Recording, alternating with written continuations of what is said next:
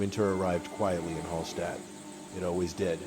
The mountains surrounding the village wore snow like old kings wearing crowns. The rooftops turned white overnight. Smoke rose from stone chimneys and drifted across the frozen lake in pale ribbons. Tourists still came, of course. They always came. To photograph the lake, to admire the mountains, to fall in love with the beauty of a place that seemed untouched by time. But beauty looked different when you had lived beside it for 40 years. Elias Weber knew that better than anyone. At 67, he had spent most of his life in Hallstatt. He had taught literature at the village school. He had raised a family. He had buried friends. And 7 years earlier, he had buried the only woman he had ever truly loved, Anna. Even now, saying her name inside his own mind felt like touching an old wound. Not because it hurt less, because it had become part of him. Some griefs never leave. They simply settle deeper. Every morning, regardless of weather, Elias followed the same routine. He woke before sunrise, made coffee, fed the birds that gathered outside his window, then walked to the lake. The villagers often greeted him. Sometimes he answered, sometimes he only nodded. Most had learned not to take offense. Elias was not unfriendly.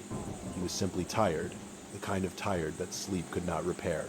The lake waited for him every morning, especially one particular place, a wooden bench facing the water, old, weathered, slightly crooked.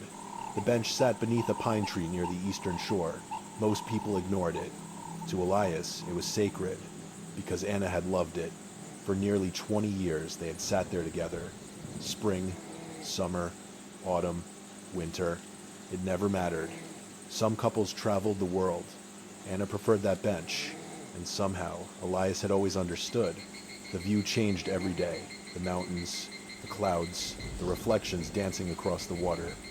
The bench remained the same, steady, patient, like love itself. After Anna died, Elias continued visiting. At first, because he couldn't stop. Later, because he didn't know how. The habit survived even when joy disappeared. So every morning he sat there, alone, watching the lake remember things he could not forget. The morning everything changed began with snow. Heavy snow. The kind that softened every sound in the world. Elias pulled his coat tighter and followed the familiar path beside the shoreline. The village remained mostly asleep. Only a few lights glowed behind frosted windows. The lake stretched ahead like silver glass. Beautiful. Silent, frozen near the edges.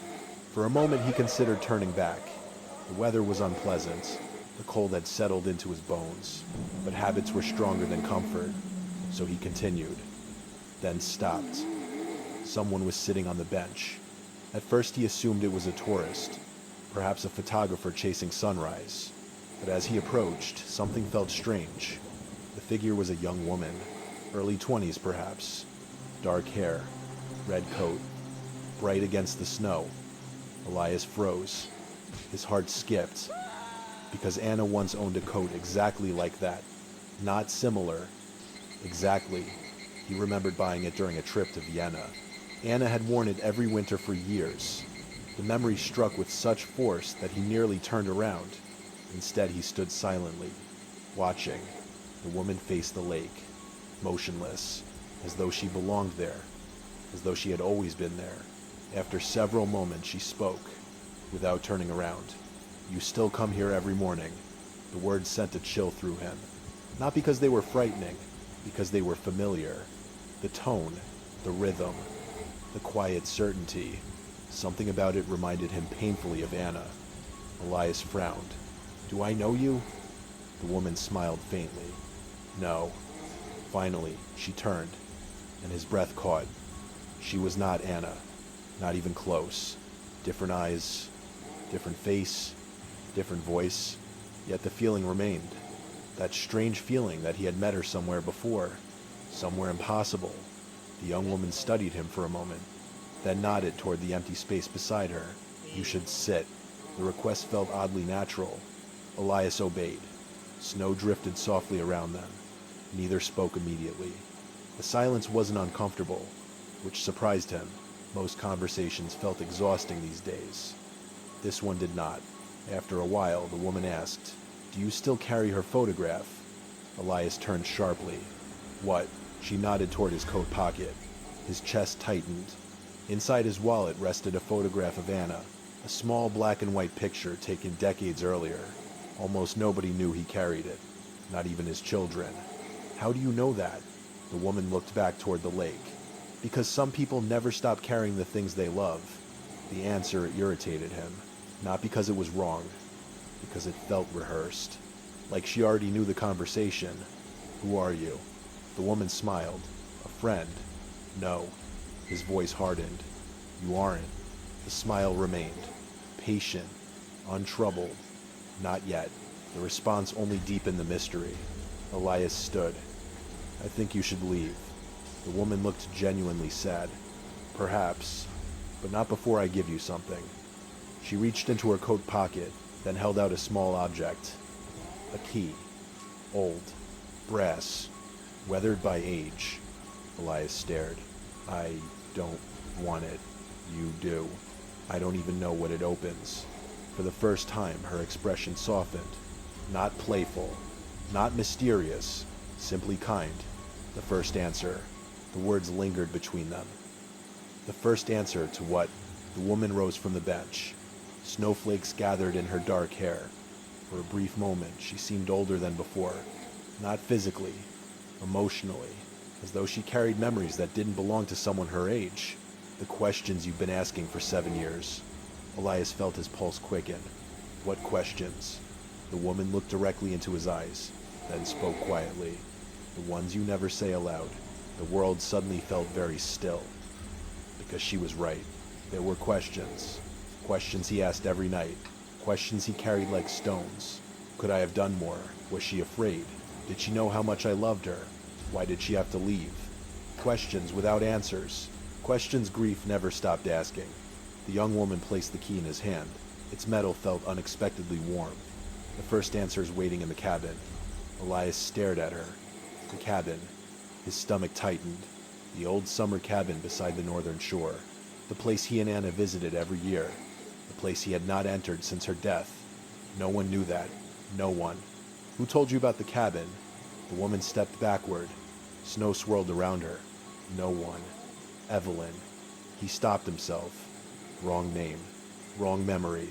Anna. Always Anna.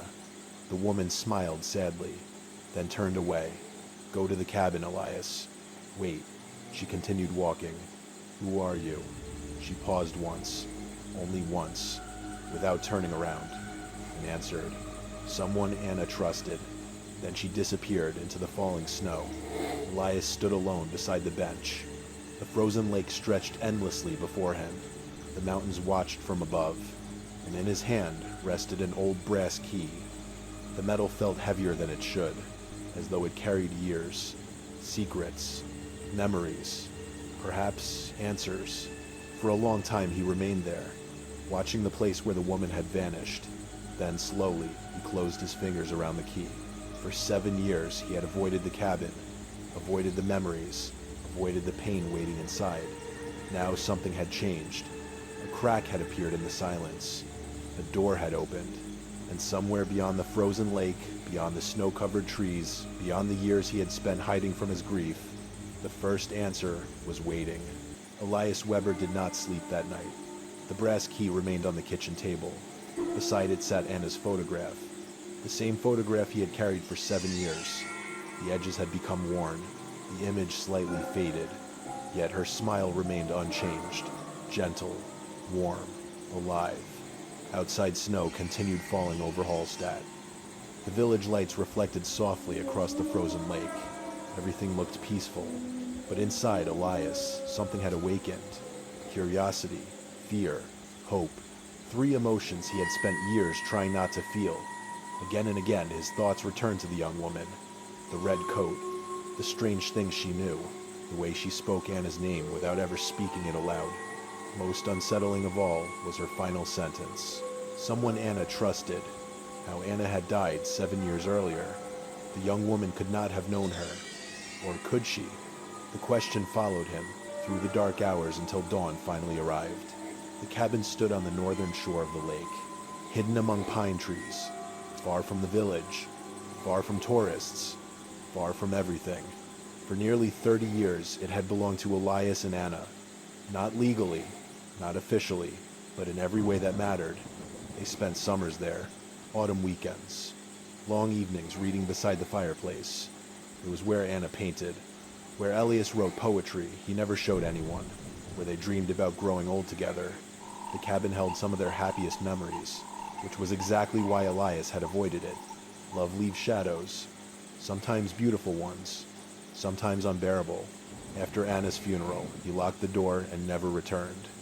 7 years. 7 entire years. The path had nearly disappeared beneath snow and fallen branches. When the cabin finally appeared through the trees, Elias stopped. His chest tightened. Nothing had changed. The same stone chimney, the same wooden porch, the same small window facing the lake. For a moment, he expected to see Anna inside, standing by the fireplace, waiting. The illusion vanished quickly. Only silence remained. Elias climbed the porch steps. His hands trembled as he inserted the key. The lock clicked immediately, as though it had been waiting. The door opened. Cold air greeted him. Dust floated through pale winter light. Everything stood exactly where they left it. Anna's chair, the old bookshelf, the blue blanket folded beside the sofa. Time had stopped inside the cabin. 7 years earlier, exactly as it had stopped inside him. Hours passed. Elias explored slowly, room by room, memory by memory, sometimes smiling, sometimes crying, sometimes doing both at once. Nothing seemed unusual. No hidden messages, no clues, no explanation. Eventually disappointment settled over him. Perhaps the young woman had been mistaken. Perhaps grief had made him imagine everything. Then he remembered her exact words. The first answer is waiting in the cabin, not inside a room, not on a shelf, the cabin itself, somewhere inside it. He searched again, more carefully this time. The discovery came near sunset, beneath the bedroom rug, a loose floorboard, one he had never noticed before. Elias knelt, lifted it, and froze. A wooden compartment waited beneath. Inside lay dozens of envelopes, neatly arranged, bound together with blue ribbon, Anna's favorite color. His heart nearly stopped. Each envelope carried a date, different years, different seasons, different moments, all written in Anna's handwriting. The sight overwhelmed him. For several minutes, he could do nothing except stare. Then, slowly, he opened the first letter. My beloved Elias, if you found this, then Clara succeeded. Good. She worried you might remain stubborn forever. Personally, I believed in your curiosity. I need you to understand something. There are things I never told you, not because I wanted secrets, because I wanted our time together to remain filled with joy. But now it is time. The truth deserves sunlight. Love, Anna. Elias lowered the paper. Clara. The young woman had a name, and somehow Anna knew her. The mystery deepened. Yet another question now demanded attention. What truth? He opened another letter, then another, then another. Each revealed a different piece of Anna's hidden world. Her fears, her private thoughts, the worries she never shared, the nights she cried after receiving her diagnosis, the moments she sat awake watching him sleep, the dreams she never fulfilled. One passage shattered him completely. I am not afraid of dying. I am afraid of leaving you alone. You think I don't notice, but I do. You carry loneliness inside you, even when surrounded by people. I fear what grief might do after I am gone. Not because you are weak, because you love deeply. And deep love creates deep silence afterward. Elias wiped tears from his eyes. The words felt painfully true. She had understood him better than he understood himself. Perhaps she always had. Over the following weeks, Elias returned to the cabin. Repeatedly, the letters became companions, guides, conversations delayed by years. Some made him laugh, others broke his heart, but all brought Anna closer, not as a ghost, not as a memory frozen in suffering, as a complete person, beautiful, complicated, human. Meanwhile, Clara continued appearing, always unexpectedly, at the bakery, beside the church, walking along the lakeshore. Each encounter felt impossible. She never seemed surprised to see him, almost as if she already knew where he would be. One afternoon, Elias finally confronted her.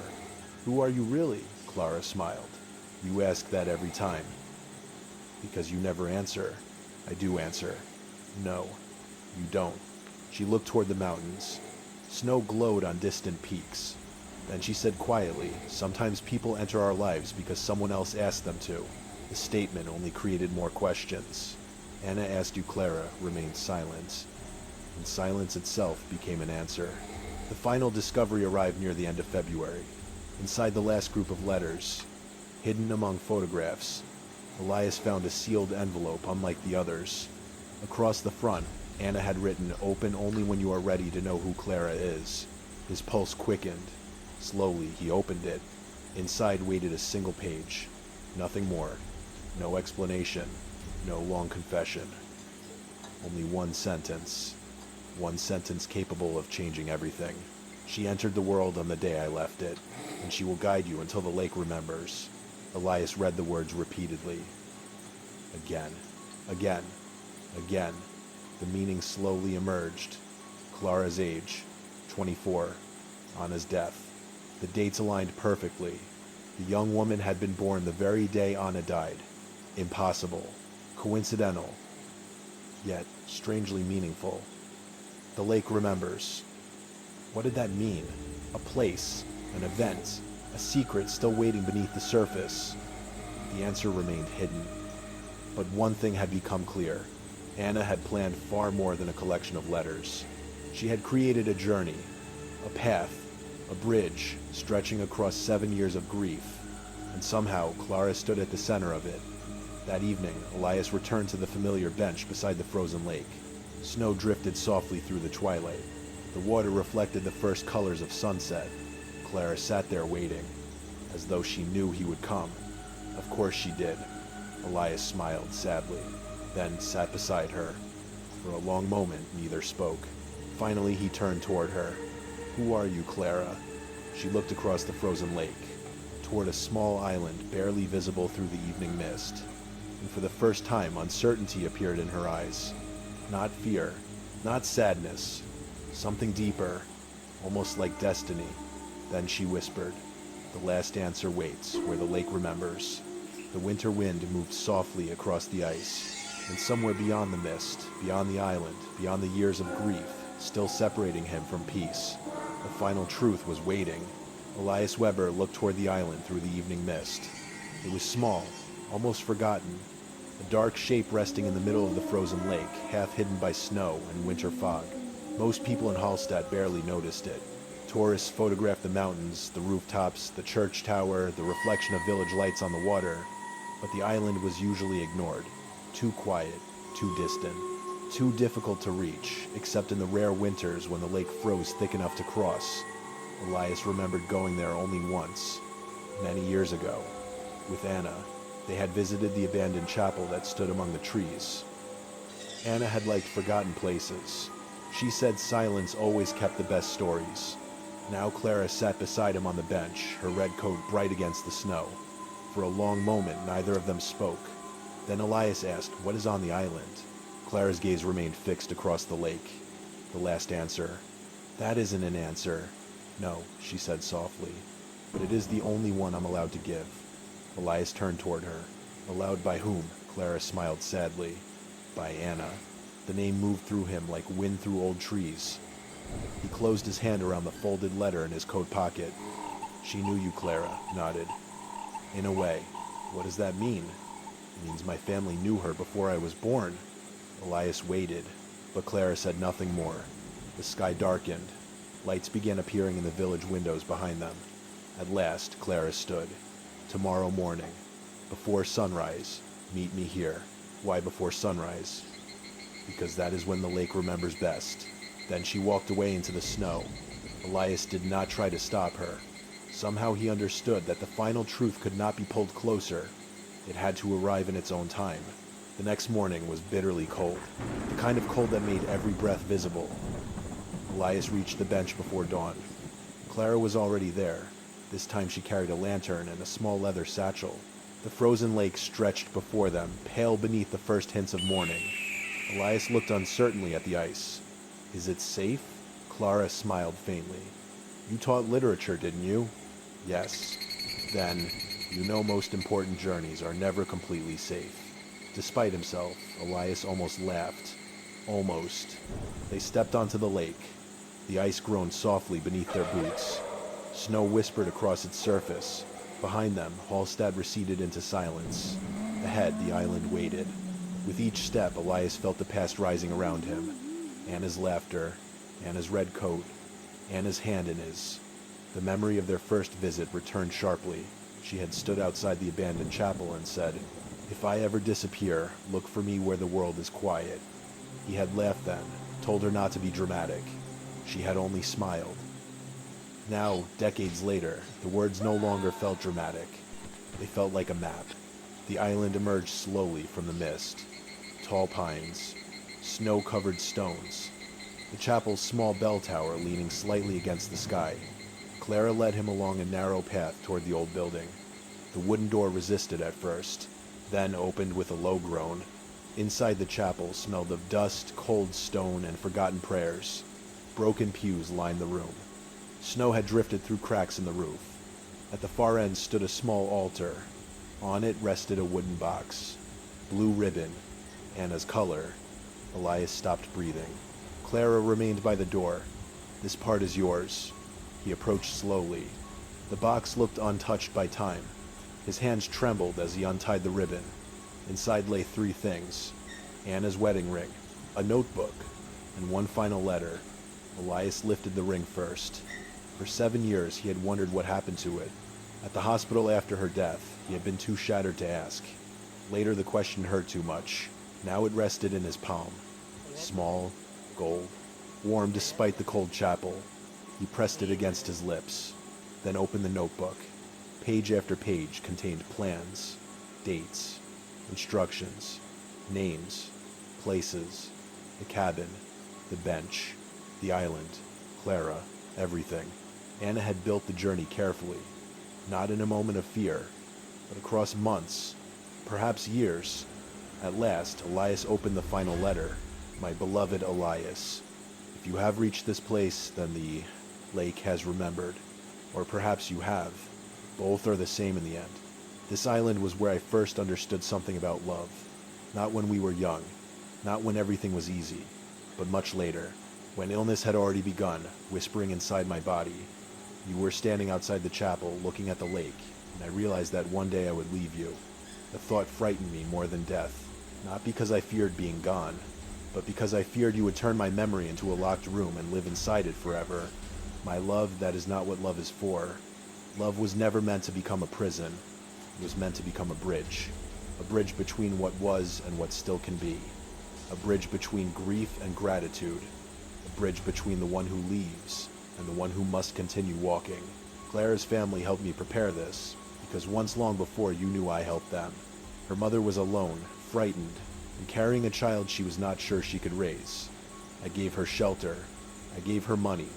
Mostly I gave her the courage to stay. That child was Clara. She was born on the day I died. Do not make too much mystery of that, Elias. Life has its own poetry. I only ask that one day, if you became lost in grief, Clara would help guide you back. Not to me. Back to yourself. Place my ring on the ice. Not because you are letting me go, because you are finally letting love move. I am not beneath the lake. I am not inside the cabin. I am not trapped in photographs. I am wherever your heart becomes gentle again. Live, Elias. Sit on our bench. Read books. Teach someone a poem.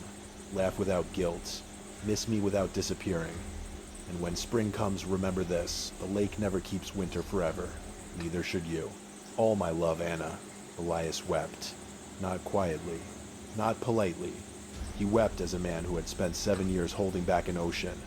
The sound filled the chapel, filled the island, filled the frozen morning. Clara stood by the door with tears in her eyes, but she did not come closer. She understood. This grief belonged to him, and so did this release. After a long time, Elias folded the letter. He stepped outside. Morning had arrived fully now. Soft gold light spread across the mountains. The lake glowed beneath snow and ice. Elias walked to the edge of the island. Anna's ring rested in his palm. For one terrible moment he could not do it. The ring felt like her hand. Her voice, their marriage, their life. Then he remembered her words. Not letting go, letting love move. He knelt and placed the ring gently on the ice. The sunlight touched it, gold against white. A small circle resting upon a frozen world. Elias whispered, "I miss you." The wind moved across the lake. "And I will live." As he stood, a faint crack sounded beneath the ice. Not dangerous, gentle, natural. A thin line moved outward from the ring, catching the sunlight like silver thread. Clara smiled through tears. The lake remembers. Spring came slowly to Hallstatt. The snow retreated from rooftops.